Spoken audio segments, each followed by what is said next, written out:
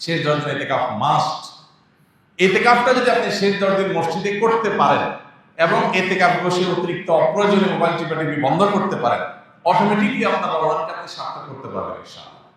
কারণ যখন আপনি মসজিদে নিজেকে আবদ্ধ করে ফেলবেন 10 দিনের জন্য, আপনি যখন বাইরে যেতে পারবেন না এবং অপ্রয়োজনে মোবাইল টিপাটিপি আপনি যখন করার অপশনটা বন্ধ হয়ে যাবে, অটোমেটিকলি আপনার তেলাওয়াত আসবে, দোয়া আসবে, আল্লাহর স্মরণ আসবে, আল্লাহর জিকির হবে এবং আপনি ভালো কাজ করতে পারবেন।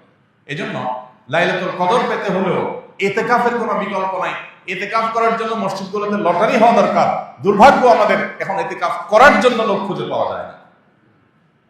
এজন্য ভাইরা, ইতিকাফ এমন একটা আমল, যে আমল আপনি একবার করলে এটার যে তৃপ্তি, এটা অনুভব করলে আপনি আর ছাড়তে পারবেন না। আল্লাহ তাআলা আমাদেরকে ইতিকাফের এই গুরুত্ব বোঝার তৌফিক দান করুন। আমিন।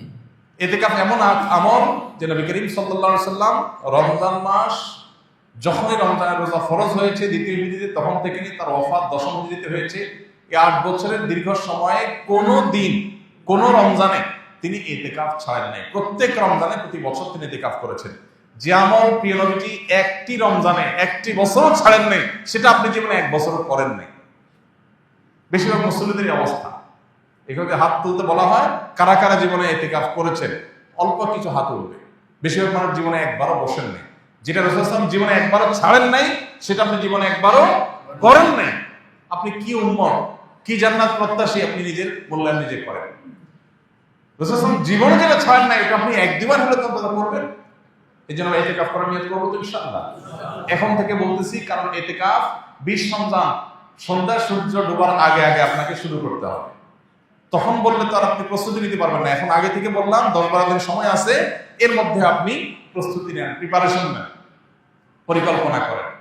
তাহলে এই চতুর্মুখী চেষ্টা যদি আপনি করেন, তাহলে ইনশাআল্লাহ আপনার এই মাসটাকে আপনি সাকসেস করতে পারবেন। আল্লাহ আমাদেরকে রমজানের সকল অর্জন, সকল সুফল, সকল মাগফিরাত, নাজাত, রহমত, বরকত, কল্যাণ, সওয়াব, আজর, এগুলোকে আল্লাহ তাআলা আমাদের আমলনামায় নিজের ঘরে তোলার তৌফিক দান করুন। ভাইরা আমার, বহু মানুষ আমাদের সাথে এই মসজিদে হয়তো গত রমজানে ছিলেন, এই রমজানে তারা নাই।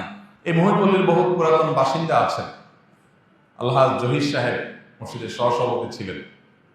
কোভিড-19 সময় দুনিয়া থেকে চলে গেছে। এখনো চোখের সামনে ভাসে কিভাবে তিনি পায়চারি করতেন, ভালো মতো মানুষের মধ্যে থাকে, কিন্তু চাতক পাখির মতো চেয়ে থাকতেন যে কোনো রাস্তাঘাট যেন নষ্ট না হয়, কেউ যেন অনাচার না করে। এটা তার একটা ভালো গুণ ছিল। উল্টাপাল্টা দেখলেই সেখানে গিয়ে থামানোর চেষ্টা করতেন। জেলাজন্ত একজন মানুষ হঠাৎ করে চলে গেলেন, শেষ, আর কোনোদিন আসবেন না, শেষ, নো রিটার্নের পর্যায়ে চলে গেছেন, সে জগতে চলে গেছে। আর অনেকে আমাদের ছিলেন এখানে, যাদের জানাজা আমরা পড়েছি গত 1 বছরের মধ্যে, তারা আর আসবেন না। আমরা এখানে যারা বসে আছি এখন, আমি কিংবা আপনি, হয়তোবা সামনের রমজানের আগে আগে দুনিয়া থেকে আমরা চলে যাবো। সামনের রমজানে হয়তো এই মসজিদ থাকবে, আমরা অনেকেই এখান থেকে আমাদেরকে তুলে নেওয়া হবে, শেষ। এটাই জীবনের শেষ সুযোগ, এটাই জীবনের শেষ রমজান। সেই চিন্তা থেকে আসল রমজানের অবশিষ্ট দিনগুলোকে যথাযথভাবে কাটানোর চেষ্টা করি। প্রতিদিন একটা সময় অবশ্যই আল্লাহর কাছে বিশেষভাবে দোয়ার মনোনিবেশ করি। রমজান মাসে দোয়াটা খুব বেশি হওয়া দরকার, দোয়া আমাদের হয় না। কমপক্ষে 5-10 মিনিট হাত তুলে চোখের পানি ফেলে আল্লাহর সাথে 10টা মিনিট আপনি ডেইলি কথা বলেন।